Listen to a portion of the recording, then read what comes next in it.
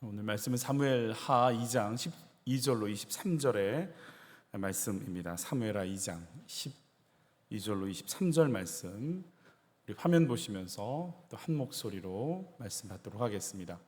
넬의 아들 아브넬과 사울의 아들 이스보셋의 신복들은 마하나임에서 나와 기브온에 이르고, 수르아의 아들 요압과 다윗의 신복들도 나와 기브온 못가에서 그들을 만나 함께 앉으니, 이는 못 이쪽이요 그는 못 저쪽이라. 아브넬이 요압에게 이르되, 원하건대 청년들에게 일어나서 우리 앞에서 겨루게 하자. 요압이 이르되 일어나게 하자 하매, 그들이 일어나 그 수대로 나아가니 베냐민과 사울의 아들 이스보셋의 편에 12명이요 다윗의 신복 중에 12명이라. 각기 상대방의 머리를 잡고 칼로 상대방의 옆구리를 찌르매 일제히 쓰러진지라. 그러므로 그곳을 헬갓 하수림이라 일컬었으며 기브온에 있더라. 그날의 싸움이 심히 맹렬하더니 아브넬과 이스라엘 사람들이 다윗의 신복들 앞에서 패하니라.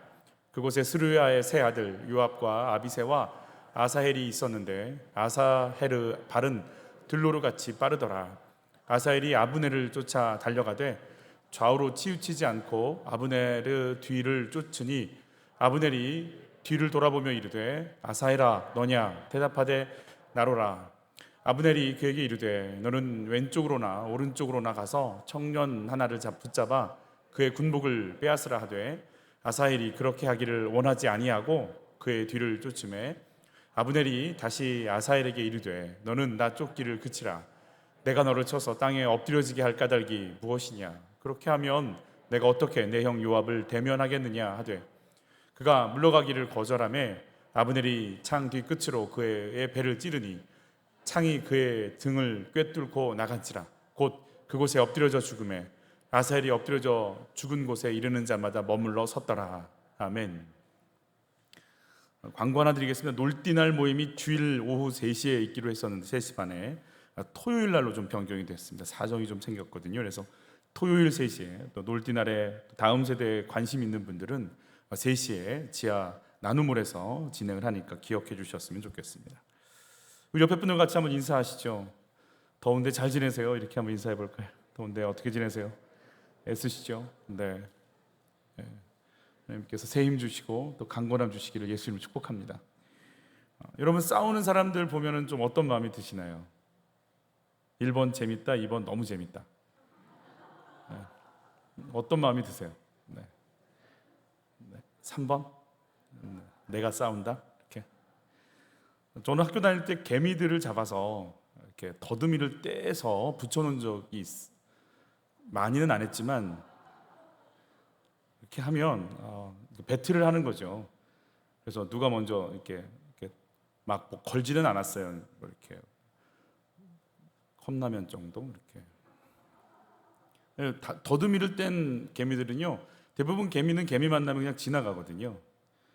그런데 더듬이가 떼지잖아요. 그럼 물어버려요. 일단 걸리면 물어뜯습니다. 그래서 뭐 한쪽 다리도 물기도 하고 목을 막 물기도 하고, 이 더듬이로 이게 상대방을 느껴야 되는데 전혀 느낄 수 없기 때문에 부닥치는 건 다 적으로 간주하는 거겠죠.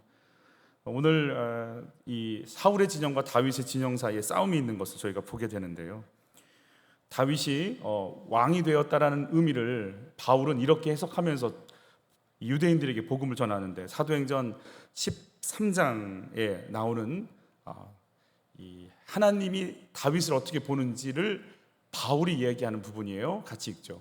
그 다음에 하나님께서는 사울을 물러나게 하신 뒤 다윗을 그들의 왕으로 세우셨습니다. 이 다윗에 대해 하나님께서는 내가 이새의 아들 다윗을 찾아냈으니 그는 내 마음에 꼭 드는 사람이다. 그는 분명 내 뜻을 다 이룰 것이다 하고 칭찬하셨습니다. 사울을 물러나게 하나님께서 하신 이유는 인간 왕을 세워달라는 사람들의 어떤 그 갈급함이 사실은 하나님이 왕 되는 걸 원치 않았기 때문에, 결국 인간 왕 사울이 했던 일은 자기의 이 비교의식 속에 쌓여가시고 피해의식 속에 쌓여가시고 다윗 잡아 죽이러 다니다가 결국 죽은 거 아니겠어요? 그게 이제 인간의 노력에 얻어서 세우는 왕들이 하는 일들이죠.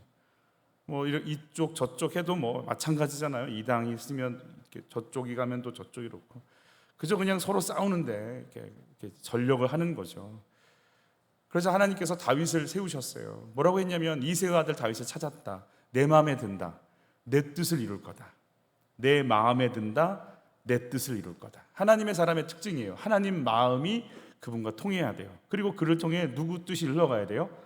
하나님 뜻이 흘러가야 돼요. 여러분 통해서 어떤 뜻이 흘러가고 있나요? 여러분, 내 마음은 하나님 마음과 맞닿아 있을까요? 내 인생 속에 하나님 뜻이 이렇게 흘러가는 거, 그게 하나님께서 원하시는 하나님의 사람이다라고 얘기하시는 거죠. 그래서 다윗을 통해서 이루시려고 하는 뜻이 뭔가, 오늘 방금 읽은 게 22절인데 23절 같이 봤죠. 그리하여 마침내 이 다윗의 후손 가운데서 하나님께서 약속하신 대로 이스라엘의 구주 누구? 예수께서 탄생하신 것입니다. 하나님이 다윗을 통해서 뜻을 이루시려고 하는 건 솔로몬을 축복해주고 성전 지을 재료를 주고 강력한 왕국을 이루는 것이 아니라, 물론 그것도 포함되어 있지만 하나님이 내 뜻을 이루어야지 라고 했을 땐 다윗의 라인을 통해서 누가 오시는 거? 예수 오시는 것이 하나님 뜻이었다고 얘기해 주시는 거죠. 그래서 우리가 하나님 뜻대로 살아라고 얘기할 때요, 하나님 다른 거 안 봐요. 그러면 너의 삶 가운데 예수가 흘러가니? 너의 삶 가운데 너의 자녀들, 너의 사업체 속에, 네가 하고 있는 그 기도 속에 구원주이신 예수의 구속사가 흘러가고 있어. 너 구속사의 역사를 쓰고 싶은 마음이 있어. 그거 얘기하는 거예요. 우리 아들 이번에 합격. 그때 주님 물어보시는 거죠. 그럼 네 아들에게 구속사가 흘러가니? 이번에 사업 이것 연결돼야 돼 하나님. 그럼 그 사업 속에 지금 구속사가 흘러가니? 이거 물어보시는 거죠. 주님이 다른 뜻 갖고 계시잖아요. 다윗을 통해 내 뜻 이룰 거야. 근데 그리하여 예수가 왔대요. 하나님의 마음은 다른 데 없어요. 우리 마음 속에, 우리 삶 속에 누가 흘러가는가? 예수님께서 나타나시는가? 그 구원의 역사가 진행되는가? 나는 그렇다면 너희는 내 뜻에 맞다, 이렇게 얘기해 주시는 거죠. 그러면 다윗 왕국은 누구의 예표가 되는 거예요? 예수님 오시는 예표가 되는 겁니다. 지금 다윗 왕국은 유다만의 왕국이 되어 있어요. 유다 한 지파의 통치자가 되어 있어요. 11지파가 다윗을 통치를 받아들이지 않는 상태에 있어요. 이 상태가 7년 6개월이 지나갑니다. 이때 다윗이 어떤 액션도 취하지 않습니다. 그냥 가만히 있다고 그랬어요. 내 통치력이 나타나지 않는 이 상황에서 우리는 빨리 내 통치가 사람들에게 알려지고 내 능력이 막 이렇게 전파되기를 원하는데, 다윗이 7년 6개월 동안 한 게 별로 없어요. 그냥 그 자리 가만히 지키고 있는 거예요. 오늘 사건은 그 7년 6개월 안에서 다윗의 신복들과 11지파의 왕인 이스보셋의 군대장관 아브넬과 그의 신복들끼리 서로 이렇게 전투가 이루어진 것을 배경으로 하고 있어요. 그런데 중요한 건 유다 지파만이 다윗을 인정한다라는 것은 하나님의 구속사의 통치를 유다만 지금 인정하고 있다라는 이야기고, 11지파가 아직 그 구속사까지 들어오지는 못했다라고 하는 것, 영적인 어떤 그림이 보이시기를 바라는 거죠. 아직 다윗의 통치, 예수님의 그 오시겠다는 구속사가 쫙 열려지지 않은 상태 속에서 있다 보니 다윗 진영에 있는 군사들 역시 온전히 이걸 받아들이지 못하는 미숙함의 본질, 또 분별력을 상실해버린 상태로 전투에 임하는 모습을 보게 됩니다. 성경을 보다 보면 여리고 무너뜨린 사건보다 아이성 패한 사건이 우리에게 훨씬 더 교훈을 많이 줍니다. 승리했어 라고 하는 사건보다 패했대, 그러면 우리는 승리했어 그러면 좀 거리가 멀게 느껴지는데, 패했대 그러면 어떻게 패했대? 어떻게 해야지 그거 안 패한대? 그리고 사실 부정적인 사건에 우리가 훨씬 더 많이 귀를 엽니다. 그 아이 잘 컸대 이 소리보다 그 아이 이렇게 해서 큰일 났대잖아. 어떻게 큰일 났대? 어떻게 안 해야지 그럼 안 큰일 난대? 그리고 우리가 훨씬 더 교훈을 받으려고 애를 쓰죠. 그래서 사실 오늘 사건 같은 게 어떤 면에서는 훨씬 우리에겐 도움이 됩니다. 하나님의 군대들이 분별력을 이룰 때 어떤 일을 벌이는가? 그럼 하나님이 생각하는 하나님의 군대는 뭘까? 내일 저희가 또 묵상해야 될 부분이기도 한데요. 같이 읽어보죠. 430년이 끝나는 그날에 여호와의 뭐가? 군대가 다 애굽 땅에서 나왔은즉 그랬어요. 하나님께서 430년 동안 노예로 있던 사람들을 군대라고 얘기하세요. 무기 한번 잡아본 적 없고 전략을 기획을 하고 누군가를 쳐들어간 적도 없는, 어떻게 싸워야 될지도 모르고 있는 사람들을 내 군대 이렇게 표현하시거든요. 왜 그럴까? 하나님의 마음을 품고 아무리 부족해도 하나님의 말씀이 들려서 하나님의 전쟁을 하려고 서 있는 사람은요, 무기 한번 손에 못 잡아본 그 사람이라 할지라도 하나님은 내 군대 이렇게 말씀하시는 거예요. 그러면 그 사람들을 통해서 하나님의 일을 이루시겠다는 뜻이거든요. 여러분, 모세가 하나님께 쓰임받는 이유는 뭘까요? 신비한 지팡이가 있을까요? 그 지팡이로 날강을 치면 날강이 피로 물들고, 홍해를 가리키면 홍해가 갈라지고, 반석을 치면 생수가 터지니까 그 지팡이가 모세의 능력일까요? 모세에게 있어서의 능력은 다른 게 없죠. 모세는요, 하나님의 말씀을 품고 그대로 순종할 줄 아는 사람이기 때문에 하나님께 쓰임을 받는 거죠. 그래서 모세를 향해서 이런 표현이 있어요. 같이 읽어볼게요. 사람이 자기의 친구와 이야기함 같이 여호와께서는 모세와 대면하여 말씀하시며 그랬어요. 모세가 하나님과 대면하고 친구랑 이야기하는 것처럼 하나님의 뜻을 품고 나누고 받아들이는 일을 했기 때문에 모세는 하나님께 쓰임받았다라고 그래요.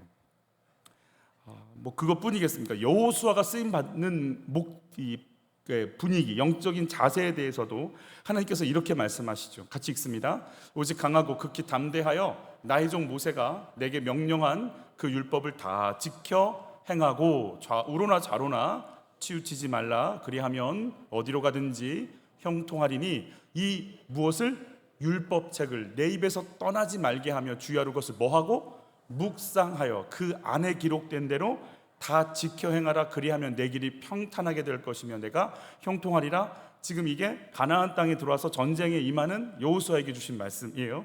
무기를 군사 전략을 응용 지원군을 이렇게 세팅하라 이런 얘기 안 하시고, 네가 지금 말씀이 네 안에 들어와서 나랑 교제하고 있으면, 그 말씀 붙잡고 있으면 너 이길 수 있어, 이렇게 얘기해 주시는 거죠.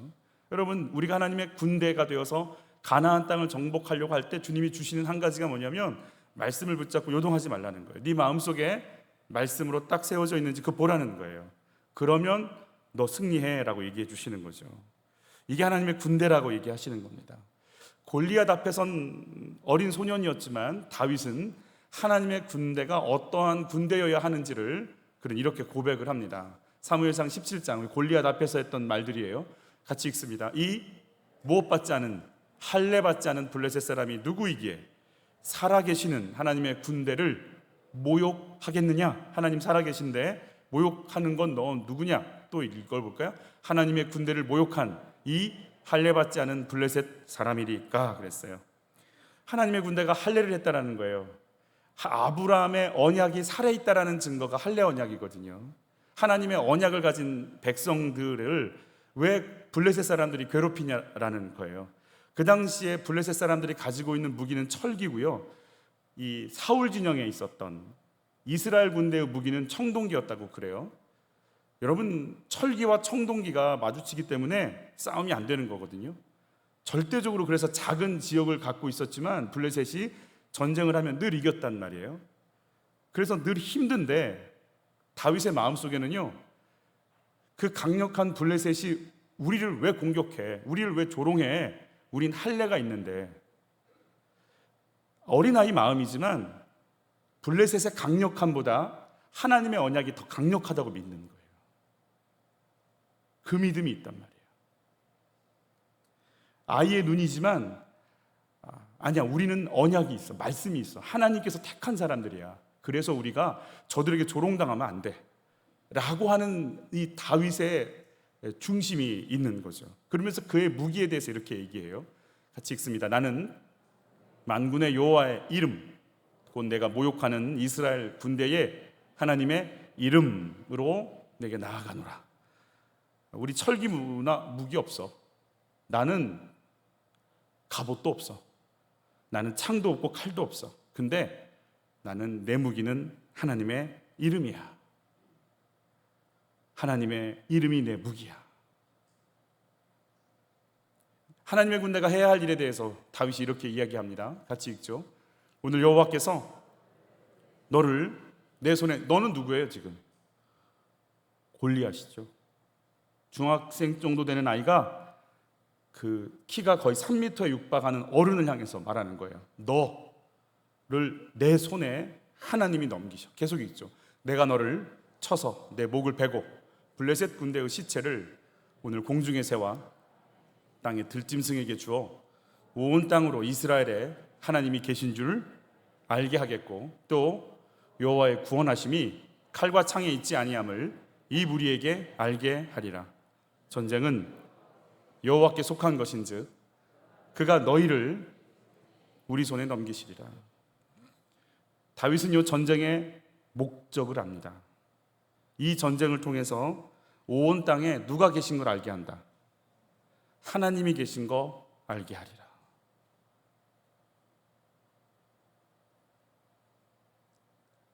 이 전쟁의 목적은 하나님 드러내는 거예요. 이 전쟁 속에서 나 드러낼 생각 없어요. 하나님이 드러나셔야 된다는 거예요. 하나님의 존재를 알리는 데 있다. 그리고 칼과 창 나는 없어. 보이는 무기로 너 나한테 오지? 나는 여호와의 이름으로 가. 그래서 다윗에게 있는 무기는 눈에 보이는 무기가 아닌 거예요. 눈에 보이는 갑옷도 아닌 거예요. 근육도 아닌 거예요.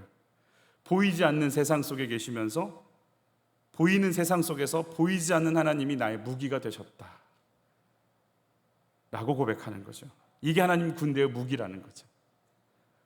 하나님이 이 전쟁을 보고 계신다. 이 전쟁은 하나님께 속해 있다. 통치하고 바라보고 계신다. 여러분, 그러려면 이 전쟁에 하나님이 간섭하시는 게 보여야 돼요.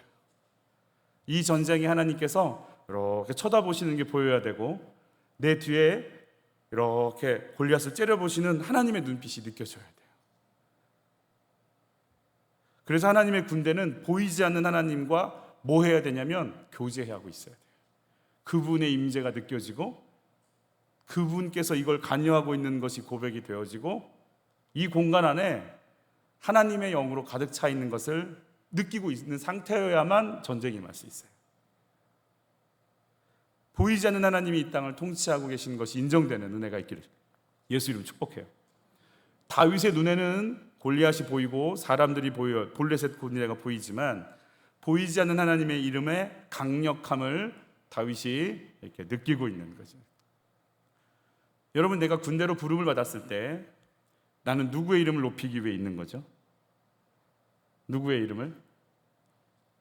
하나님의 이름을 높이기 위해 있는 거라고 말씀하세요. 여러분, 이 전쟁을 통해 하나님의 이름이 드러나시길 축복하는 거죠. 이 전쟁을 보고 계신 하나님, 이 전쟁을 통해 일하시겠다는 하나님, 내 내면 속에는 그 하나님이 일하고 계신 것을 내가 인정하며 나갈 수 있어야 돼. 그래서 주님과 교제하고 있어야 돼. 여러분, 그거 아니면 우리는 이렇게 굉장히 최신 갑옷을 입고 최신의 칼을 들고 최고의 투구를 써야 이길 수 있다고 생각하는 거예요. 여러분, 내 무기는 하나님의 이름에 있습니다. 이걸 잃어버리는 순간부터 힘 자랑하기 시작합니다. 우리 주일날 받은 말씀처럼 하나님을 놓쳐버리는 순간부터 우린 강해져야 된다고 생각하는 거죠. 거기서부터 시작되는 거 아니겠어요? 하나님, 영원하신 하나님을 놓치는 순간부터 내 생명의 근원은 소유에 있다고 생각하기 시작하는 겁니다. 여러분, 보이지 않는 하나님이 의식되는 더듬이가 끊어지지 않기를 축복하는 거예요. 이걸 놓치면서 우리는 막 죽을 것 같이 사는 겁니다. 오늘 이 하나님의 군대의 더듬이, 안테나를 잃어버린 유다 군인들과 11지파의 군인들이 하는 일들을 저희가 보게 될 겁니다. 12절 13절 같이 읽죠. 넬의 아들 아브넬과 사울의 아들 이스보셋의 신복들은 마하나임에서 나와 기브온에 이르고 스류아의 아들 요압과 다윗의 신복들도 나와 기브온 목가에서 그들을 만나 함께 앉으니 이는 못 이쪽이요 그는 못 저쪽이라. 기브온이라고 하는 연못가에서 두 진영이 지금 만났구나라는 걸 알 수 있어요. 넬의 아들 아브넬이라고 하는 사람은 사울의 조카예요. 13절에 보이는 수르야의 아들들은 다윗의 조카예요. 그러니까 사울 진영과 다윗 진영의 조카들이 군대 장관하고 있는 거예요. 그 군대 장관들이 모여서 이제 연못을, 이게 아마 수르야의 아들 넬의 아들이 아브넬이 이 연못을 차지하려고 왔다라는 정보가 흘러가는 것 같아요. 그러니까 요압도 군대를 이끌고 그 기브온 못가에 가서 진을 친 거죠. 큰 못은 아니라고 그래요. 그러나 광야고 사막인 이 지역에 연못을 차지한다는 건 굉장히 중요한 일이니까 너희가 먼저 이 중요한 지역에 어슬렁거려? 우리도 갈 거야. 그리고 여러분, 중국과 인도가 영토 분쟁 나면 어때요? 바로 이 군대 이만큼 이렇게 대치하면 이쪽도 그만큼 하고 이쪽도 그만큼 하고 같이 대결하듯이 이제 군대를 수를 맞춰서 이제 팽팽한 긴장감을 하게 하는 거가 되는 상황인 거죠. 이들이 지금 왕과 상의하고 이 전투가 어떻게 될지 하나님께 묻고 이런 모습은 전혀 보이지 않습니다. 특별히 이 넬의 아들 아브넬 같은 경우는 지금 11지파 사울의 아들 이스보셋을 본인의 무력으로 왕으로 세워버렸거든요. 그래서 왕한테 물어볼 필요도 없어요. 왕보다 자기 권력이 훨씬 세요. 그러니까 자기 뜻대로 하는 사람이에요, 아브넬은. 요압은, 다윗 진영에서는 요압이 나왔는데 요압도 한 고집해요. 요압은 굉장히 충성심이 강하죠. 이 요압이 굉장히 독특한 친구입니다. 요압을 좀 저희가 공부할 필요가 있어요. 정말로 요압만 따로 공부를 할 필요가 있을 정도로 요압이 가지고 있는 영적인 참 묘한 게 있어요. 충성합니다. 굉장히 충성합니다. 그런데 자기 뜻대로 합니다. 그리고 결국은 솔로몬 시대에 왕으로 솔로몬이 등극하면서 버림받게 됩니다. 충성 다하고 자기 고집 피우고 버림받는 인생이 요압입니다.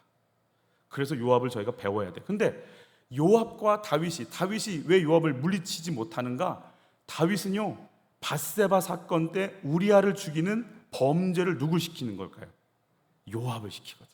꼼짝을, 거기 약점이 잡혀가지고 한평생 끌려다니는 거예요. 이 관계가 묘해요. 참 사람 사는 데가 다 그런 것 같아요. 뭐 정권 잡으면 지원했던 사람들 다 뒤 봐줘야 되니까 자기 수치를 위해서 애써준 요압을 위해서 다윗은 또 다 봐줘요. 그거를 나중에 다윗의 유언이에요. 요압 절대로 제거하라고. 오늘 그 요압이 오늘 전쟁 앞에 딱 서 있는 걸 저희가 보게 됩니다. 앞으로 요압은 계속 등장하는데 최선을 다해 싸우고 최선을 다해서 다윗의 왕국을 회방합니다. 우리가 이 요압의 영에 걸리지 않기를 예수 이름으로 축복합니다. 한번 그 장면들이 뭔지 같이 한번 볼게요. 아브넬이 요압에게 이르되 원하건대 청년들에게 일어나서 우리 앞에서 겨루게 하자. 요압이 이르되 일어나게 하자 하매, 자, 두 군대 장관들이 떡 진영에서 이렇게 있으면서 이게 얘기할 정도니까 그렇게 큰 못이 아닌 거죠. 우리 청년들끼리 대표로 싸움 한번 시켜볼까? 요압이 이르되 좋지 이러면서 이제 뭔가 알 수 없이 이렇게 뭐 팔씨름 한번 해볼까? 이렇게 힘겨루게 하거든요. 그래서 제가 기억이 나요. 중학교 때 팔씨름에서 지면 서열이 나눠집니다. 왜 순간 아멘이 나오려고 그러지? 팔씨름을 제일 잘하는 아이, 그 다음 못하는 아이 순별로 이렇게 등급이 나눠지게 되죠. 1등급부터 10등급까지 있는 거예요. 12명씩 나왔어요. 우리 같이 15절도 읽어봐야겠다. 그들이 일어나 그 수대로 나가니 베냐민과 사울의 아들 이스보셋의 편에 12명이요 다윗의 신복 중에 12명이라 각기 상대방의 머리를 잡고 칼로 상대방의 옆구리를 찌르매 일제히 쓰러진지라. 그러므로 그곳을 헬갓 핫수림이라 일컬었으며 기브온에 있더라. 그날의 싸움이 심히 맹렬하더니 아브넬과 이스라엘 사람들이 다윗의 신복들 앞에서 패하니라. 이런 걸 해요. 남자들은 오래 못 살아요. 하는 게 뭐냐면 서로 머리를 잡고 한 손으로 장검은 안 될 거야. 단도를 들고 서로 옆구리를 찌르니까 얼마나 무섭겠어요. 그러니까 12명이 12명 나갔을 때는요 죽음 각오하고 가는 거죠. 겨뤄보자. 그러니까 겨룬다고 12명 서서 머리를 잡고 못 도망가게. 이게 칼로 휘두를 수 있는 거리에 딱 포진하고, 그러니까 정말 이 칼을 들고 맨몸으로 싸우는, 도륙하는 거죠. 그거를 겨뤄보자고 하니까 그렇게 하자 그랬어요. 여기서 겨루다라고 하는 이 히브리어 사하크라고 하는 사하카죠. 단어도 사하크라고 하는 이 단어는 경쟁하다라는 의미를 가지고 있어요. 근데 여기서만 겨루다 이렇게 표현되어 있지, 다른 본문에서는요 비웃다, 놀뛰날이에요. 놀다, 뛰다, 조롱하다, 희롱하다, 이런 의미로 쓰이고 있는 단어예요. 블레셋이 삼손 잡아놓고 어이 두 눈 뽑힌 저놈 재주 좀 부리게 해봐. 그럴 때 사하크라고 해요. 재주 부려봐. 그리고 비웃을 때 우수시미어라고 하는 시편에 하나님이 사람들을 보고 막 우수시미어 할 때 그때 사하크, 조롱하다 이런 뜻으로 쓰이고, 뛰놀다 막 이럴 때 쓰는 단어예요. 그러니까 킹 제임스 버전에는 플레이라고 나오고 있어요. Play before us. 우리 앞에서 놀게 한번 해볼까? 놀아볼까? 재주 한번 부려볼까? 우리 한번 싸움 한번 시켜볼까? 그래놓고 12명이 다 죽으니까 피가 난자했을 거 아니에요? 그래서 헷갈 핫수림이 칼의 밭, 증오의 밭라고 하는 뜻을 가지고 있어요. 거기가 아주 피범벅이 된 거죠. 24명이 피를 토하면서 죽어갔으니 그 기부음 못 가고 어떻게 됐겠어요?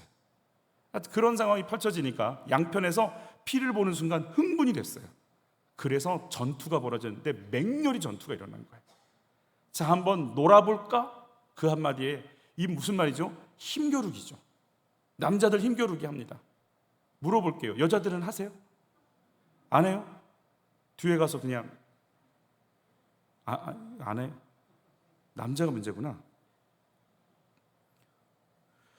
이 싸움이 얼마나 맹렬한지 사울 진영에서요 360명이 죽고요. 이렇게 이스라엘 진영에서는 다윗 진영에서는 굉장히 조금 죽어 19명이 죽죠.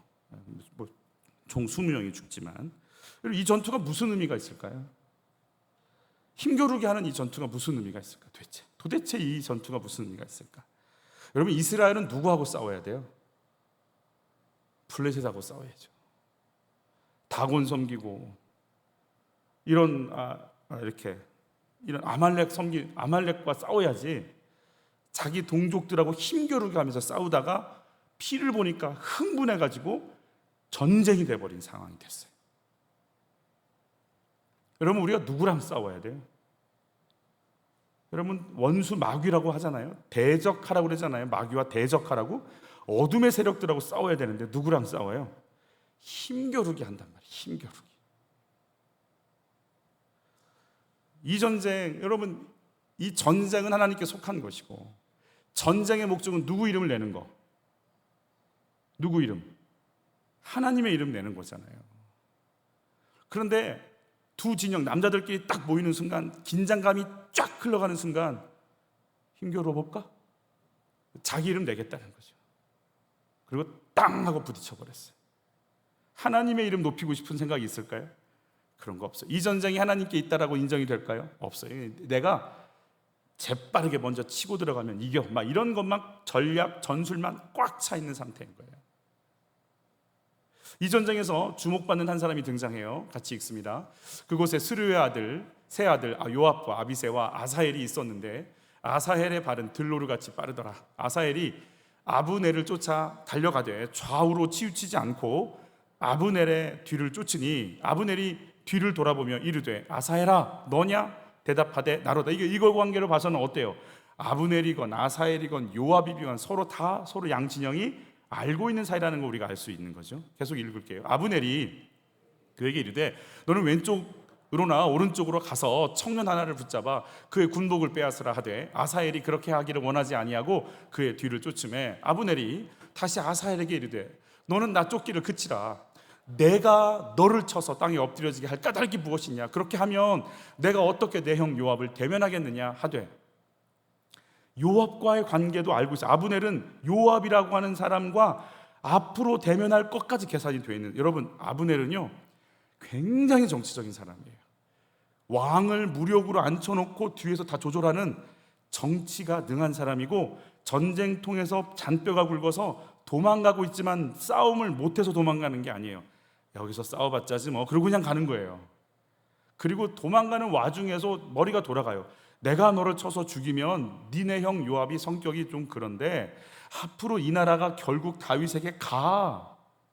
그럼 그때 내가 네 형을 어떻게 만나? 이러지 말자.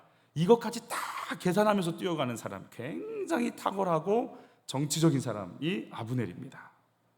그래서 나 너 만지지 않겠다라고 얘기하는 거죠. 이 쫓아가고 있는 아사헬은 요압이라고 하는 장군의 동생입니다. 아사헬의 특징은 들로르처럼 발이 빠른 존재인 거예요. 여러분, 다윗의 30명의 용사들, 다윗의 용사들이 쫙 사무엘하에 보면 등장하는데 거기에 30명 중에 드는 사람입니다. 여러분, 다윗 왕국의 30명 중에 하나라면 우리나라 군 체계로 보라면 어느 정도 급이냐면 사단장급인 거예요. 그러니까 우리 육군이 42개 사단이 있다고 하거든요. 공군하고 뭐 이렇게 빼고, 그러면 30명 중에 하나라면 급수가 있는 사람인 거예요. 개국공신이고요, 충성을 당하는 사람입니다. 오늘 그 사람을 잃어버리게 되는 일이 벌어지게 되는 거죠. 그의 특징은 발이 빠르다라는 거잖아요.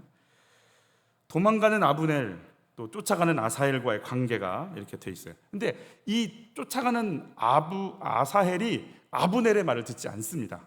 그래서 어떤 일이 벌어지는지 같이 읽죠. 그가 물러가기를 거절하며 아브넬이 창 뒤 끝으로 그의 배를 찌르니 창이 그의 등을 뚫고 나간지라 그곳에 엎드려져 죽음에 아사헬이 엎드려져 죽은 곳에 이르는 자마다 머물러 섰더라.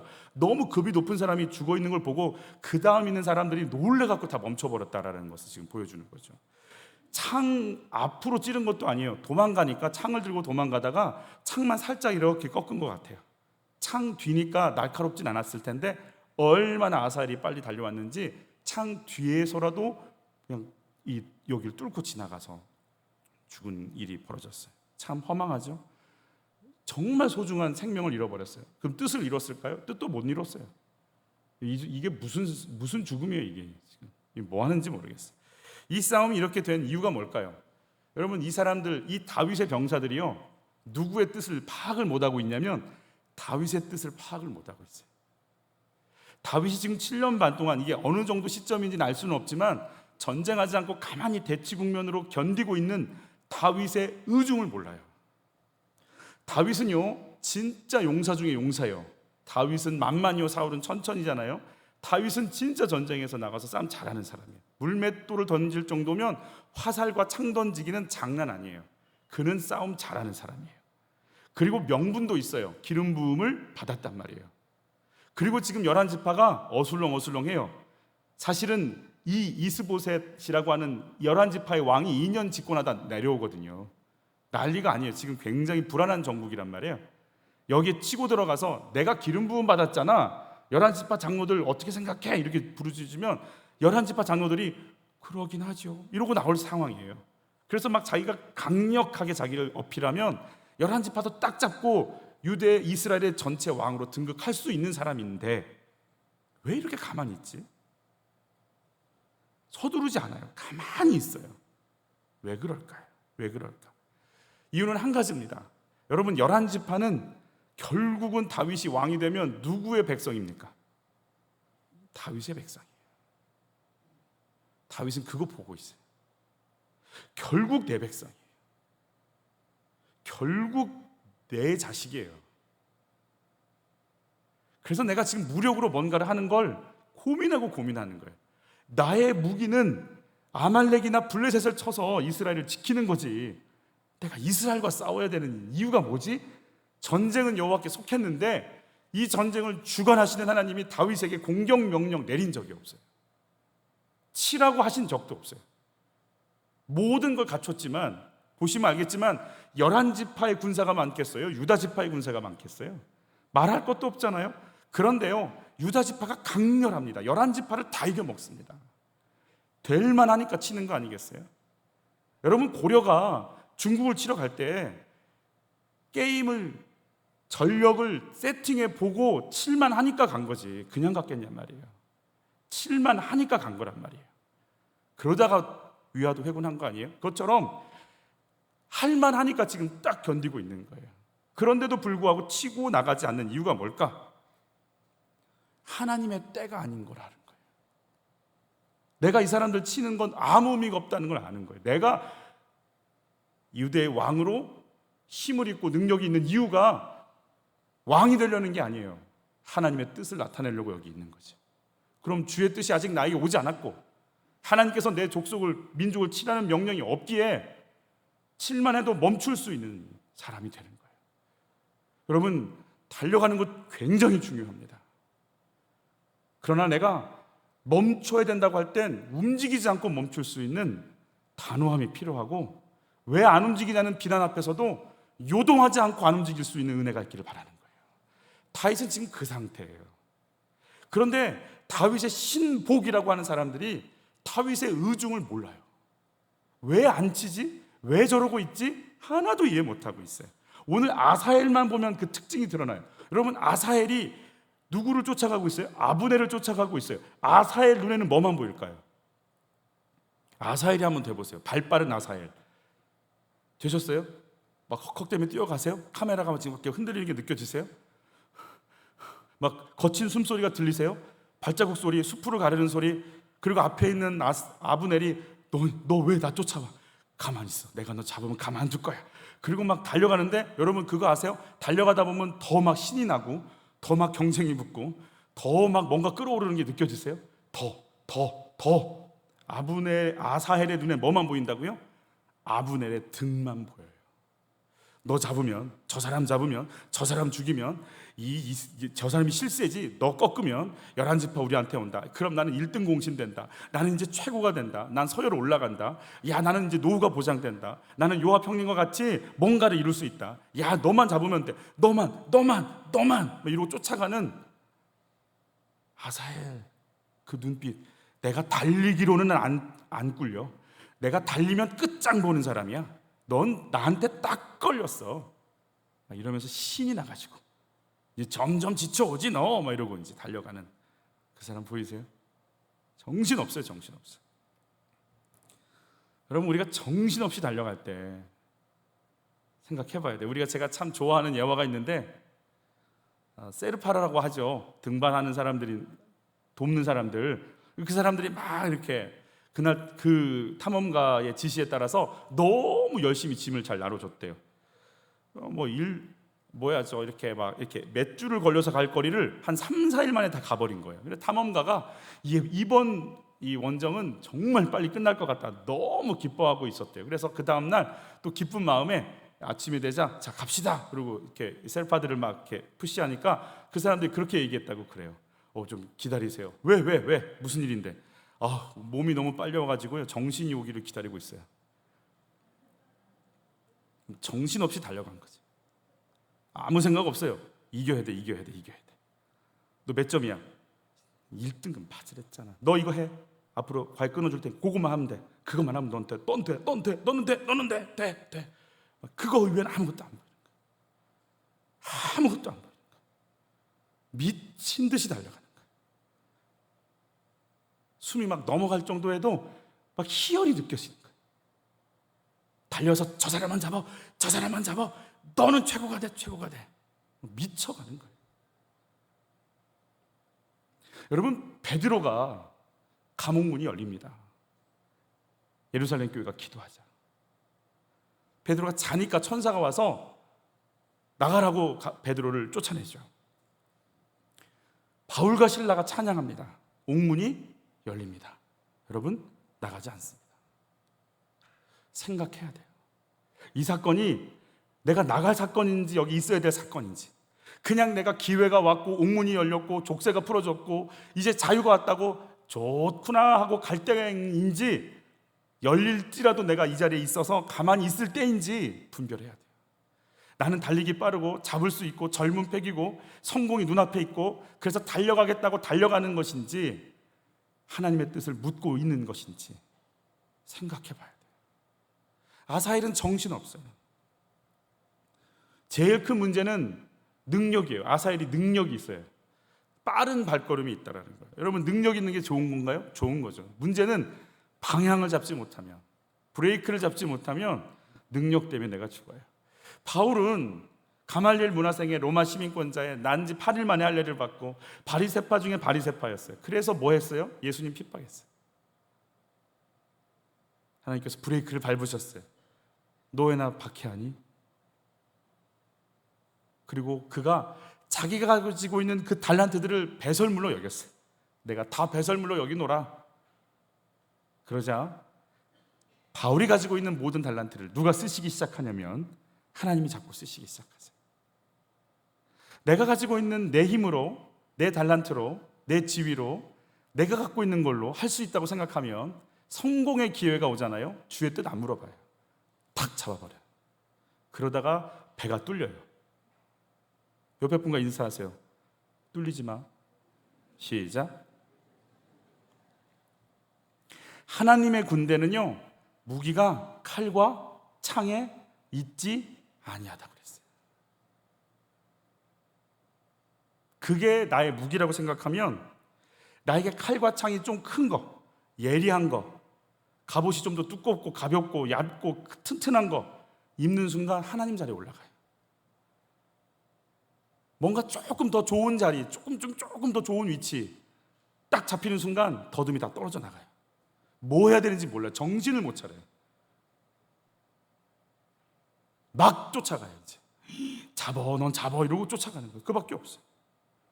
그래서 싸우지 않아야 될 사람들하고 싸워요. 싸움을 붙지 않아야 될 사람들하고 계속 붙는다고요. 지금 이 사람들이 붙을 이유가 300명, 400명에 가까운 사람들이 죽어갈 이유가 없는 싸움을 이들이 싸우고 있는 거예요. 우리 이 부분도 같이 한번 받을게요. 요압과 아비새가 아브넬의 뒤를 쫓아 기브온 거친 땅의 길가 기아 맞은편 암마 산에 이를 때에 해가 졌고 베냐민 족속은 함께 모여 아브넬을 따라 한 무리를 이루고 작은 산 꼭대기에 섰더라. 아브넬이 요압에게 외쳐 이르되 칼이 영원히 사람을 상하겠네. 마침내 참혹한 일이 생길 줄 알지 못하느냐.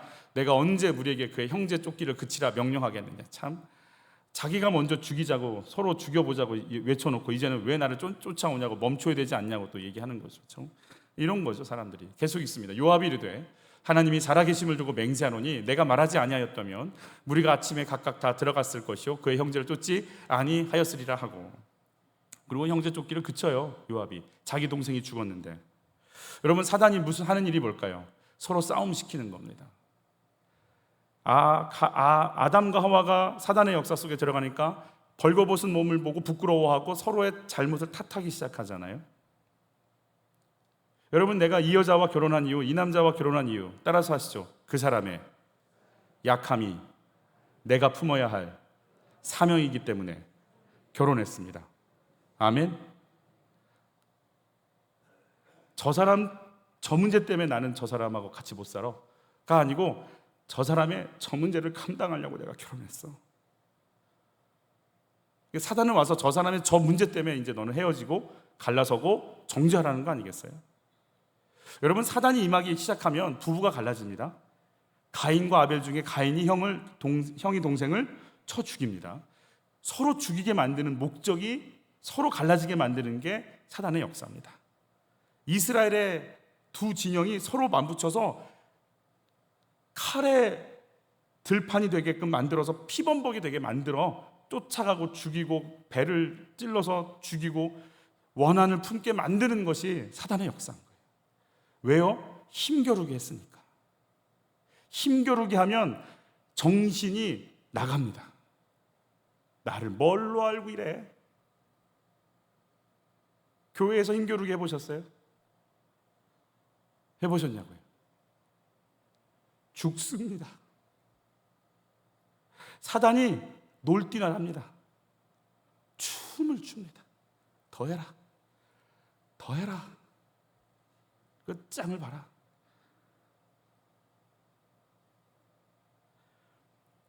우리 28절도 같이 읽어보죠. 요압이 나팔을 불매 온 무리가 물러서고 다시는 이스라엘 쫓아가지 아니하고 다시는 싸우지도 아니하니라.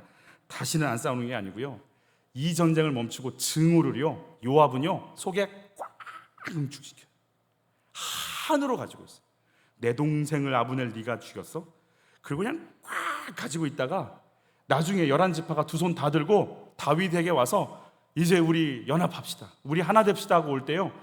다윗이 너무 좋아서 아브넬의 그 화해 협상을 받고 그래 이제 이 왕국을 하나로 먹자 하고 그 화해로 모든 게 진행될 때요. 정확하게 요압이 가서요 그 아분을 죽여버려요. 개인의 원한, 증오. 그렇게 계속 회방해요. 내가 하나님의 군대인 걸 몰라요. 내 이름, 내 증오를 드러내기 위해서 내가 여기 있는 것 같이 살아요. 내가 정말 하나님의 이름을 높이고 싶은 마음이 있을까요? 내가 하나님의 군대로 부름받은 게 내 기도 제목을 응답받기 위해서인가요? 하나님의 이름을 높이기 위해서일까요? 이게 분별이 안 되니까 싸우지 않아야 될 싸움을 시작하고 피범벅이 나고 마지막까지 충성하는 것처럼 보이지만 버림받는 인생이 되는 거죠. 뭐라고 얘기하는지 다음 주에 보여질 거지만 같이 읽어봐요. 요압과 그의 동생 아비새가 누구를 죽였어? 결국은 아브넬을 죽인 것은 그가 기브온 전쟁에서 자기 동생 아사엘을 죽인 까닭이었더라. 악은 악으로 갚겠다. 미움을 미움으로, 증오를 증오로 계속 죽이고 죽는 일을 시작하겠다. 멈추지 않겠다.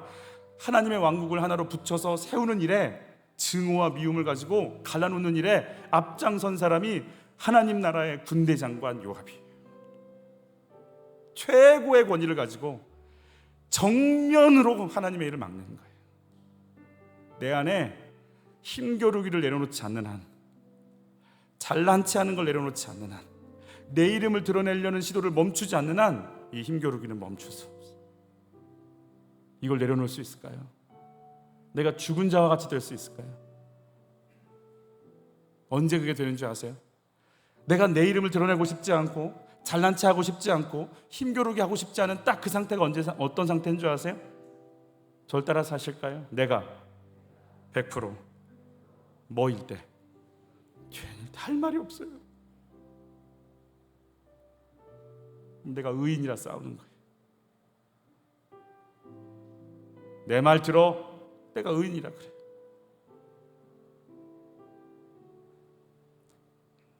하나님의 뜻이 뭔지 몰라요. 하나님의 이름 높이고 싶은 생각 없어요. 사명 이런 거 없어요. 그냥 공 세우면 되는 거예요. 내 공 세우자. 내 달란트, 내 실력 가지고 나 뽐내자. 이거 가면서 달려가는 인생들. 그래서 오늘 칼부림이 나는 거죠. 여러분 같이 한번 읽겠습니다. 보라, 너희가 다 각각 제 곳으로 흩어지고 나를 혼자 둘 때가 오나니 벌써 왔도다. 그러나 내가 혼자 있는 것이 아니라 아버지께서 나와 함께 계시느니라. 이것을 너희에게 이른 것은 너희로 내 안에서 평안을 누리게 하려 함이라. 세상에서는 너희가 환난을 당하나 담대하라. 내가 세상을 이겨노라. 예수님이 세상을 이겼대요. 예수님 죽은 자를 살려내고 바다를 잔잔케 하고 귀신을 쫓아내는 능력 십자가에서 하나도 드러내지 않으세요. 아무 능력 없는 자처럼 당하세요. 그럼 이 싸움을 싸우지 않으려면 뭐 해야 돼요? 요압이 이 싸움을 안 싸우려면 뭐 해야 돼요? 아브넬의 조롱, 아브넬의 거는 시비, 여기에 응하면 안 돼요. 하나님이 이 나라를 어떻게 할까? 하나님이 이스라엘을 어떻게 품으실까? 이 왕국이 어떻게 하나가 될까? 하나님의 백성들이 어떻게 살아날까? 이 생각을 하면서 그 시비에 마음을 뺏겨서는 안 돼요. 우리 같이 한번 읽고 기도해요. 우리는 속이는 자 같으나 참되고 무명한 자 같으나 유명한 자요, 죽은 자 같으나 돌아 우리가 살아있고 징계를 받는 자 같으나 죽임을 당하지 아니하고 근심하는 자 같으나 항상 기뻐하고 가난한 자 같으나 많은 사람을 부유하게 하고 아무것도 없는 자 같으나 모든 것을 가진 자로다. 제가 이 구절 한 구절 읽고 기도할 거예요. 오늘 이 기브온 전투 이후에 어떤 일이 벌어졌는지, 다윗이 이렇게 바보 같고 속된 표현으로 이런 표현 강대상에서 사용해서 죄송해요, 용서해 주세요, 병신 같고 저 지지리도 못난 놈, 그러면서 무슨 욕을 먹어도 7년 반 동안 움직이지 않고 당하는 이유, 하나님이 갚아주세요. 오늘 제가 읽어볼게요. 요압이 아브넬 쫓기를 그치고 돌아와 무리를 다 모으니 다윗의 신복 중에 19명과 아사헬이 없어졌으나 20명이 죽었다는 얘기죠. 다윗의 신복들이 베냐민과 아브넬에게 속한 자들을 쳐서 360명을 죽였더라. 바보 같은 놈 다윗, 저 바보 같은 놈. 근데 결국 싸움을 하잖아요. 360이 죽고 20명이 죽어요. 하나님이 손해보게 하지 않으세요. 늘 하나님이 우리를 만지세요. 여러분, 다윗의 마음이에요. 이 전쟁은 여호와께 속해 있다. 이 전쟁은 하나님의 이름을 드러낼 전쟁이다. 하나님의 때를 기다리리라. 내가 그 하나님 앞에 서 있으리라. 여호와의 군대가 어떻게 되어 살아가는지를 다윗을 통해 보여주시고, 그 군대가 어떻게 실수하는지를 그들의 신복들을 통해 보여주시는 하나님, 내가 정말 어떤 무기를 자랑하고 있는지, 하나님께서 이 전쟁을 보고 계신 걸 내가 믿고 있는지, 주의 성령께서 그래서 우리 여러분의 내면이 보이시기를 바랍니다. 여러분 내면에 내가 비어있구나, 내가 정말 하나님을 더 깊이 만나야 되겠구나, 기도의 자리로, 영적 부유함의 자리로 여러분 인도해 주시기를 축복합니다. 우리가 찬양할까요? 오소서 주님, 나의 마음을 서는 것 하나 없습니다. 그러나 내 모든 것 주께 드립니다.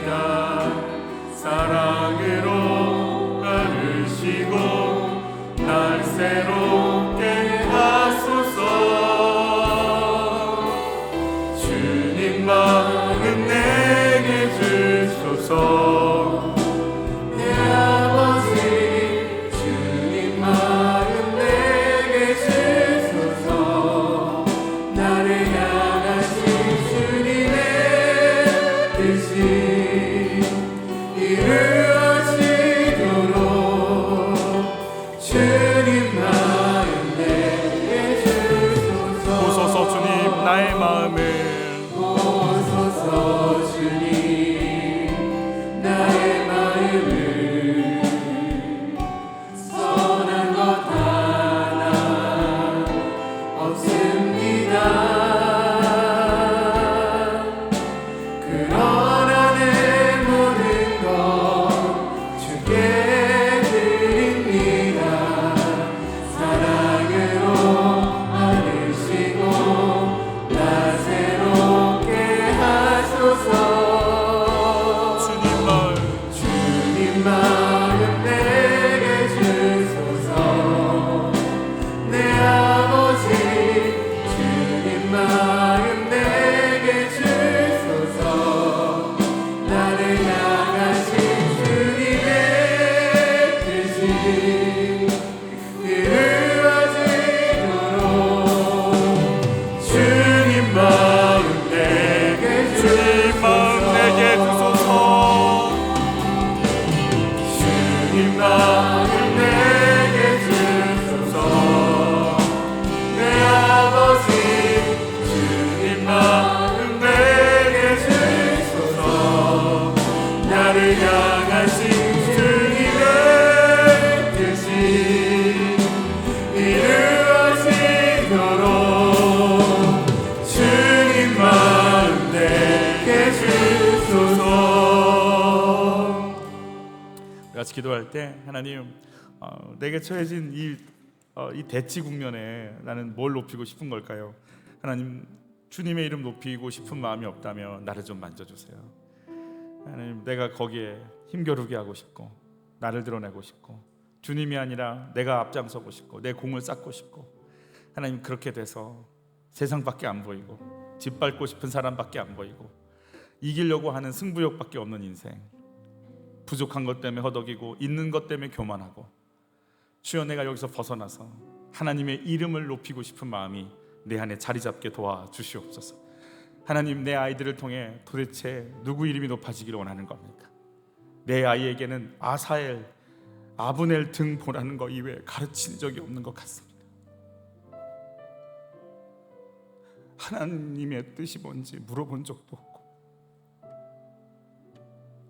저거 잡으면 성공해, 저거 잡으면 성공해, 저거 잡으면 성공해, 미친 듯이 뛰어가게 만든 하나님, 내가 요압이고, 하나님의 뜻이 어떤지, 하나님 마음이 어떤지 관심도 없이 내가 배가 뚫려 죽어가게 만든 장본인이 납니다. 이 전쟁이 하나님의 이름의 전쟁이고 하나님께 속해 있고 그 무기가 하나님의 이름인 것을 다 놓쳐버리고 힘겨루기 하니라고 정신없는 인생. 하나님, 내가 더듬이를 찾게 하여 주시옵소서. 주의 뜻이 뭔지 물어볼 줄 아는 인생이 되게 하여 주옵소서. 도대체 내가 어디로 가고 있고 뭘 높이고 있는지 하나도 보이지 않는, 그래서 원망만, 정죄만 두고 봐. 너 꼭 내가 밟을 거야. 내가 너 꼭 갚을 거야. 오기와 증오만 가득해버린다. 그렇게 하면서 주의 일을 헌신한다고 찬양으로, 기도로, 교사로, 양육으로, 목회자로 다 쓰임받으면서 그 가장 최절정에서 결국은 하나님의 나라 맡고 있는 나, 하나님, 내 모습 좀 보여주시옵소서. 하나님 이름 높일 수 있는 인생 되게 하여 주옵소서. 우리 주여 한번 외치고 기도로 나가겠습니다. 주여, 내 모습 좀 보여주시옵소서. 내가 지금 어떤 모습인지 보여주시옵소서. 내가 하나님의 이름이 아니라 내 이름에 목숨 걸고 내 아이들에게, 또 나 자신에게 아브넬의 등만 보고 쫓아가라고, 죽이라고, 밟으라고, 떼어서 오라고, 대결하라고, 이기라고, 밟으라고, 찾아오라고, 이것만 내가 가르쳤습니다. 아버지, 정신없이 달려가게 만들었어. 이 학원 끝났으면 저 학원 다녀야지, 그 문제 풀었으면 다음 문제 풀어야지, 이거 되는 아무것도 가르치는 게 없어. 하나님 이름 높이고 싶은 생각, 하나님 이름 높이고 싶은 생각, 어떤 것도 없이 미친 듯이 달려왔습니다.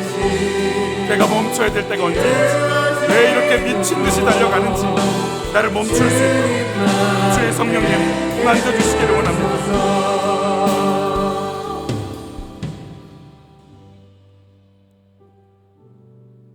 이렇게 한번 기도할 거거든요. 너무 달려가서 멈출 수가 없이 달려가고 있는 내 다리, 하나님 좀 멈추게 좀 해주세요. 이제 좀 무릎 좀 꿇게 좀 해주세요. 내가 뭘 향해 달려가는지 좀 보여달라고 기도했으면 좋겠어요. 하나님의 마음, 하나님의 뜻 아무런 생각도 없이 달려왔는데, 하나님, 도대체 이게 싸울 일인지, 도대체 내가 미워할 일인지, 내가 쫓아가서 칼을 들고 가서 찍을 일인지, 내 속에 있는 분노를, 내 속에서 죽이고 싶은 이 마음을, 기필코 가서 뭔가를 해내고 싶은 이 승부욕을 하나님 내 속에서 뽑아주십시오. 하나님 뜻 모르고 내가 지금 누구에게 칼을 디밀고 있는지, 내가 전쟁을, 하나님의 역사를 맡고 있는 인생이 되었어요. 주여, 제발 정신 차리게 해주소서. 이 전쟁을 멈출 수 있는 힘을 더하여 주시옵소서. 욕을 먹고 조롱을 당하고 없는 자라고 비웃음을 당할지라도 제발 입 다물게 하여 주옵소서. 제발 무릎 좀 꿇게 하여 주옵소서. 달려가는 것 좀 멈출 수 있는 힘을 주시옵소서. 주의 뜻 분별할 수 있는 더듬이를 주시옵소서. 우리 주여 삼창하시면서 각자의 기도 제목으로 나가시겠습니다. 주여, 주여,